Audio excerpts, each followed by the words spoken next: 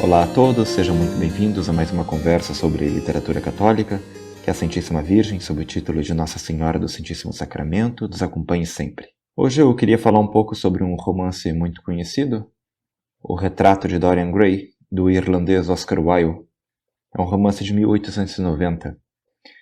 Eu queria levantar alguns aspectos que podem ser os mais interessantes para uma leitura católica. Muito bem, nesse romance, o Oscar Wilde reúne pelo menos duas tradições literárias. De um lado, o pacto fáustico, ou seja, o pacto com o demônio, e de outro, a fascinação com a própria beleza, e o tipo maior disso é o mito de Narciso. E, de fato, a beleza, o perigo da beleza, a fascinação da beleza e a própria corrupção da ideia de beleza são coisas que estão no centro do romance. Agora vejam, no prefácio dessa obra, tem uma série de aforismos que o Oscar Wilde escreveu como uma expressão do esteticismo, ou seja, da ideia da arte pela arte. Um dos principais elementos do esteticismo é a separação entre a obra de arte e qualquer pretensão de moralização.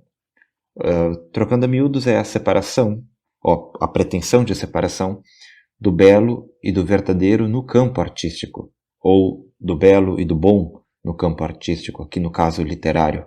Então, o prefácio serve para indicar uma possível chave de leitura da obra, mas, na verdade, o que a gente vai ver é que talvez o que o Oscar Wilde tenha feito com esse romance seja expressar justamente o contrário das pretensões do esteticismo, ou seja, da possibilidade de separação do belo e do verdadeiro.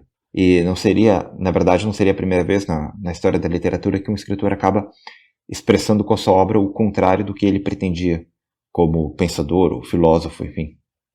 Muito bem, nesse romance, então, O Retrato de Dorian Gray, dois senhores disputam, desde o início do livro, a influência sobre esse jovem que é o Dorian.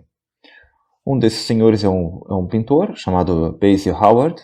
Ele pintou o retrato. E o outro é um chamado Lord Henry Wotton. Bom, esse Lord Henry é um homem que se declara sem princípios morais, tendo na verdade como único princípio, se a gente pode chamar de princípio, o aproveitamento intenso dos prazeres da vida. Ele conversa com Dorian sobre esse modo de entender as coisas e também faz o alerta de que o Dorian deve aproveitar a beleza que ele tem, porque ela não é eterna, ela acaba e com ela acabam também as boas experiências que ele podia adquirir com ela. Então, quando eles veem a pintura, quando o Basil mostra a pintura para eles ficam realmente muito impressionados, porque essa pintura é capaz de revelar a beleza do Dorian mais do que o próprio Dorian. Inclusive, o próprio Dorian diz: eu não sabia que eu era tão bonito. Só que quando o Dorian tem essa impressão da sua própria beleza, isso já vem junto com o que o Lord Henry tinha posto na cabeça dele, ou seja, de que aquela beleza ia acabar logo. E o Dorian então fica revoltado, começa a invejar o seu próprio retrato, e diz como que para si mesmo que trocaria qualquer coisa pela beleza perpétua da imagem. E nesse momento, quer ele saiba ou não, é que se dá o pacto com o demônio. O que eu acho muito interessante aqui, por enquanto, é o seguinte: de um lado, o Dorian, ele evidentemente já tinha visto o seu próprio rosto num espelho, em qualquer outra superfície. Mas se isso não tinha chamado a atenção dele, então o fato do retrato deixar ele tão perturbado, tão fascinado, traz em primeiro lugar essa ideia de que a arte é capaz de revelar alguma coisa que vamos dizer assim, uma realidade fotográfica ou do espelho não é capaz. Só que não é só isso. Não é só isso que mexe com o Dorian.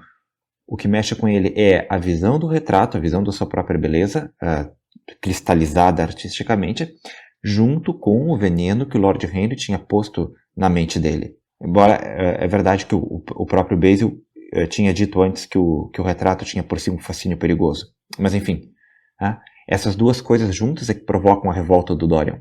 A visão da beleza do retrato e as ideias do Lord Henry. Bom, o que isso nos lembra? A gente tem aqui mais ou menos os mesmos elementos da queda de Adão e Eva. Tá? Vamos ver como é que está escrito no capítulo 3 do Gênesis. Tá? Eva diz para a serpente que não podem comer o fruto da árvore do meio do jardim, senão morrem.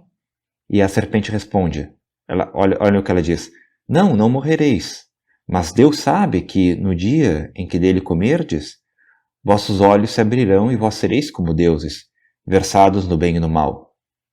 Continuando, a mulher viu que a árvore era boa ao apetite e formosa à vista, e que essa árvore era desejável para adquirir discernimento.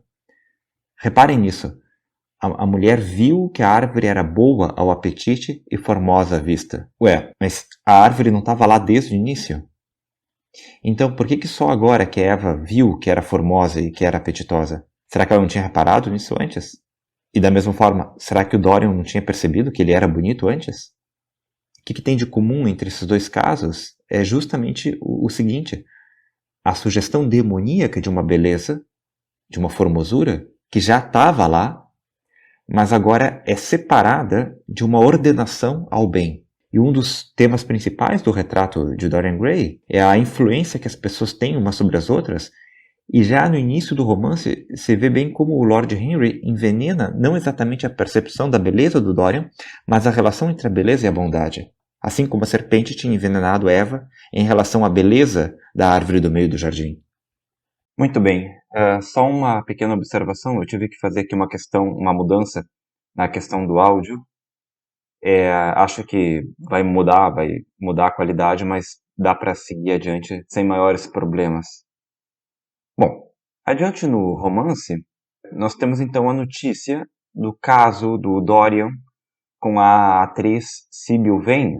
E o Dorian, num primeiro momento, ele acha que a dedicação que ele tem por essa atriz, esse novo amor dele, serve como uma refutação das ideias do Lord Henry, aquelas ideias de egoísmo e hedonismo e aproveitar a vida independentemente do mal que se possa fazer aos outros.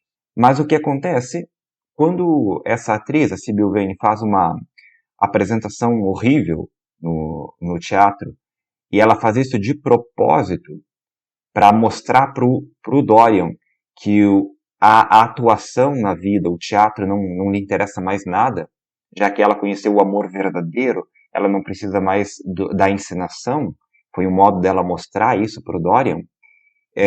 Quando ela faz isso, o Dorian a despreza profundamente. Isso mostra, então, que ele estava muito mais interessado na representação da Sybil do que na realidade. O que a gente tem aqui, e vão aparecer outros elementos disso, são pistas na trama que vão nos mostrando como o Dorian é incapaz de se relacionar com a realidade. Ele sente inveja da própria imagem no retrato, no início. Agora ele rejeita a Sybil porque ela não quer mais atuar.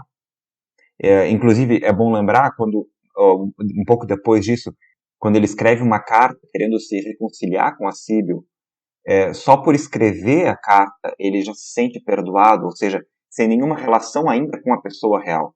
Bom, mas muito bem, é aí que vem um passo fundamental no romance. O Dorian chega em casa e ele vê que o retrato tem um sorriso debochado no rosto. E então ele se lembra das palavras dele, do pacto que ele tinha feito antes. Bom, o que nós temos aqui então? Tem um detalhe importante, porque o Dorian ele tinha desejado que o retrato envelhecesse no lugar dele. Era só isso que ele tinha desejado. Só que ele percebe agora que não é só o envelhecimento que está em jogo, mas a aparência da maldade. Ou seja, no retrato vão ficar expressas não apenas as passagens do tempo, mas as maldades do Dorian. Aqui a gente pode fazer um pequeno parênteses. Na verdade, a primeira maldade dele foi a própria venda da alma, no início do romance. Então, o pacto com o demônio. Então, desde o início, na verdade, já deveria ter algum sinal disso no retrato. Mas, enfim, vamos deixar para lá. O caso é que o retrato começa, então, a apresentar sinais da maldade do Dorian e não apenas sinais da passagem do tempo. E o que mais importa aqui é o seguinte, tem um pressuposto, Se o retrato fica feio por causa do pecado, de ele ter abandonado a Síbil sem se importar com os sentimentos dela, então a beleza tinha como pressuposto a bondade, a virtude. Né? Parece bastante lógico. O retrato aparece algum sinal de feiura nele a partir do pecado do Dorian. Então a beleza significava a bondade do Dorian, a virtude, alguém ainda não corrompido, pelo menos não a esse ponto. Ou seja, a gente volta aqui àquela ideia de Adão e Eva. Esse romance é um romance sobre a perda da inocência. E aquela ideia do prefácio, do esteticismo, ou seja, a ideia de dissociar a beleza da bondade, é desmentida pela própria trama do romance, que pretendia ser uma trama que defendesse isso. Talvez, se esses eram mesmo os propósitos do Oscar Wilde. Bom, continuando, o Basil fala para o Dorian, mais tarde, do suicídio da Síbil. Ela chegou a se matar depois dessa agonia, dessa angústia de ter sido abandonada pelo Dorian. E essa notícia o Dorian recebe com desprezo. Ou seja, a gente já tem então uma passagem por uma consciência amortecida. O Dorian já nem sente mais a maldade representada ocultamente, né, no retrato. E vai então se consolidando essa vida dupla do Dorian, que é uma pessoa em parte de má fama, ele tem uma péssima fama, mas em parte com um rosto tão inocente que as pessoas não acreditam nessas coisas que se dizem a respeito dele. Bom, e é aí então que acontece o assassinato do Basil. Ele encontra o Dorian numa noite, ele diz que está indo para Paris, vai ficar um tempo em Paris, mas antes ele queria conversar com o Dorian, porque ele ouve essas histórias sobre o Dorian, ele pergunta por que as amizades do Dorian acabam tão mal. Ele faz, inclusive, referência a um menino de 11 anos que se matou. E o Dorian, então, resolve mostrar a sua alma pro Basil. É isso que ele diz, eu vou te mostrar a minha alma. E leva o Basil para ver o retrato. Quando o Basil vê o retrato, lógico, fica horrorizado. E, entendendo o que estava acontecendo, instiga o Dorian para se arrepender de todo o mal que fez. Só que o Dorian disse que não tem mais tempo para isso, não é mais possível esse arrependimento. E depois de ter revelado esse segredo para o Basil, o esfaqueia e o mata. Ele era o único que sabia do segredo até então. Bom, como o Basil era um homem bom, de bom caráter, então nessa morte dele, nesse assassinato dele, a gente talvez tenha uma correspondência com o filho pródigo, né? A história do filho pródigo, porque a parábola. Porque o que queria o filho pródigo? Ele queria a riqueza paterna sem a submissão ao pai. E quando ele pede a herança antecipada, isso equivale a declarar o pai como morto. O que o Dorian quer? Ele quer a beleza sem a origem dela, que é o olhar bondoso do Basil. Então pode haver também essa relação. Bom, antes de continuar, eu quero ler para vocês um trecho do romance onde se descreve essa vida dupla do Dorian. Bom, vamos lá então.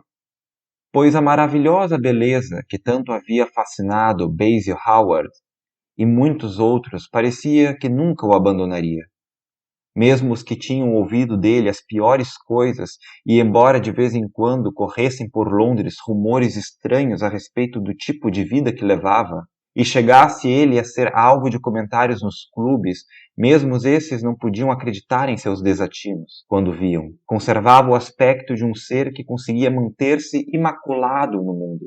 Os homens que conversavam grosseiramente entre si calavam-se quando ele entrava. Havia algo na pureza de seu rosto que constituía uma censura para eles. Sua simples presença parecia recordar-lhes a inocência que tinham manchado. Admiravam-se de que um ser tão encantador e gracioso tivesse conseguido livrar-se da corrupção de uma época ao mesmo tempo sórdida e sensual. Não raras vezes, ao voltar para casa, após uma de suas ausências misteriosas e prolongadas, que davam origem a tantas conjecturas por parte de seus amigos ou dos que se consideravam como tal, subia furtivamente as escadas em direção ao aposento fechado, Abria a porta com a chave que nunca mais abandonara e, com um espelho nas mãos, colocava-se diante de seu retrato pintado por Basie Howard. Contemplava, então, o rosto perverso e envelhecido pintado na tela e, em seguida, sua face lisa e juvenil que lhe sorria do espelho. A agudeza do contraste tornava mais viva a sensação de prazer que experimentava. Enamorava-se cada vez mais da sua própria beleza e cada vez mais se interessava pela degradação da própria alma. Examinava com um cuidado minucioso e às vezes com monstruosas e terríveis delícias as linhas profundas que sulcavam aquela fonte enrugada ou que se retorciam em volta dos lábios cheios e sensuais. Indagava a si mesmo, então, quais os sinais mais repugnantes, se os da idade ou os do pecado. Colocava suas alvas mãos ao lado das mãos grossas e inchadas do retrato e sorria. Zombava daquele corpo disforme e daqueles membros laços. Muito bem, o que chama muito a atenção aqui é que o que aterroriza o Dorian não é o que dizem sobre ele. Ele já tem uma fama longa, porque já se passaram vários anos desde o início do romance, desde a pintura do retrato. E ele não faz nada para parecer uma boa pessoa, para desmentir esses boatos. Tanto faz para ele que as pessoas saibam ou desconfiem dos lugares onde ele vai, das companhias, dos detalhes macabros e obscuros da vida dele. O Dorian, reparem bem, o Dorian ele não é um hipócrita. Ele não tenta fingir nenhuma virtude. Em nenhum momento ele procura ser visto como um virtuoso. Ao contrário, ele nem esconde o discipulado, entre aspas, com o Henry. E ele também é uma pessoa de péssima fama, moralmente falando. Mas, ao mesmo tempo, ele não suporta que alguém veja o retrato dele. Embora o fato dele ter mostrado o retrato para o Basil possa ser entendido como um desespero para confessar a vida secreta dele. Mas, bom, tirando isso, o que nós vemos com essa vida do Dorian é a vaidade que chegou ao ponto de não se importar com a exposição dos seus pecados, desde que não vejam a deformação da sua alma. Mas vejam só, ele mesmo não só vê essa deformação, como se delicia com isso, com a comparação com o que ele vê no espelho, como a gente leu na passagem agora. E esse detalhe do romance, ou seja, essa discrepância, de um lado, a expressão de uma beleza puríssima, e de outro lado, o ocultamento da alma, não deixa de ser quase profético, porque o que a gente tem hoje é um culto da beleza física, da face, totalmente por pessoas totalmente dissociadas de qualquer moralidade, de qualquer pretensão de virtude, de valores mais altos. Bom, agora então, já nos encaminhando para o final, o que nós temos é um momento então em que o Dorian ele se diz decidido a mudar de vida, a ser uma pessoa boa. Ele diz isso pro Lord Henry e ele conta também que para provar, querendo provar essa mudança dele, ele teve a chance de seduzir uma mocinha e desistiu de fazer isso, não fez isso para não estragar a vida dela, como já tinha estragado a vida de tantas outras. E, enfim, quando ele vai para casa, com a esperança de que o retrato tenha mudado um pouco, tanto por causa dessa boa ação dele, ou melhor, por ter deixado de fazer o mal, quanto pelos propósitos de uma vida melhor, ele vai para casa e vê que o retrato não só não mudou, como ainda tem uma expressão irônica na cara. E o Dorian entende então que isso é um sinal de que essa intenção que ele tinha não era uma intenção sincera. Ele fica então desesperado com isso, esfaqueia o próprio retrato, e o livro termina com os criados ouvindo um grito, sobem então para onde está o Dorian, e o que encontram é o retrato na sua forma original, sem toda aquela feiura, e deitado aos pés do retrato, morto, um velho medonho, que é o Dorian. Muito bem, nessa última passagem, o que a gente pode reparar é que o Dorian tem a intenção de ser uma pessoa boa, ele faz alguma coisa em relação a isso, mas o que ele faz depois disso é consultar o retrato. Ou seja, ele ainda permanece com essa obsessão pela imagem. O que vale para ele não é a consciência, a voz da consciência. Ele tem que consultar uma imagem. E vejam só, no início eu tinha dito que eu tinha chamado a atenção para essa dissociação mais evidente entre a beleza e a bondade. O Dorian queria a beleza sem o que ela significa, ou sem o que deve acompanhá-la, que é a bondade. E agora parece que tem outra dissociação nesse final, que é entre a verdade e a sinceridade. O Dorian abdica da confissão, que necessita de uma reflexão e sinceridade, e a consciência dele se torna como que um dado e não algo a ser buscado sinceramente. Então ele começa desejando a beleza sem a bondade e termina perdendo o acesso à verdade da sua vida, que é o que a consciência lhe dá, ou lhe daria. Mas não só isso. Esse ato dele no final, de conferir se o retrato mudou alguma coisa depois que ele resolveu ser uma pessoa melhor, serve também como uma expressão excelente do que acontece muitas vezes com quem se confessa. A pessoa não se arrepende de verdade. A dor que ela sente com o pecado é antes a dor de não corresponder a uma imagem que as pessoas tinham dela. Mas falando em confissão, veja, se costuma dizer que o retrato do Dorian dava a verdade sobre quem ele realmente era. Mas a gente pode perguntar se era isso mesmo, né? Se as coisas eram realmente assim. Se o livro joga a todo instante com a discrepância entre o rostinho bonito do Dorian e a malícia da vida dele, talvez a gente possa se perguntar se a imagem que o Dorian tem a partir do retrato, da feiura do retrato, mostrava tudo o que ele realmente era. E no final das contas, que consciência o Dorian tinha realmente de si próprio? Então, sim, ele realmente fez coisas horríveis, mas vejam só, as pessoas confundiam o que ele era com um rostinho inocente. Mas ele confundiu o que ele poderia ser com o rosto medonho do retrato. Então, a obra do Oscar Wilde joga com todos esses enganos. O engano das pessoas em relação ao rosto bonito do Dorian e o engano do Dorian em relação ao rosto horrível do retrato, porque ele perdeu o acesso à sua própria consciência. Muito bem. Para terminar, eu queria citar duas coisas, fazer duas citações. Eu falei no início que uma das tradições literárias mais evidentes desse romance é o mito de Narciso. Muito bem. Eu queria citar para vocês a primeira coisa, um trechinho de um livro chamado O Erro de Narciso, do filósofo francês Louis Lavelle.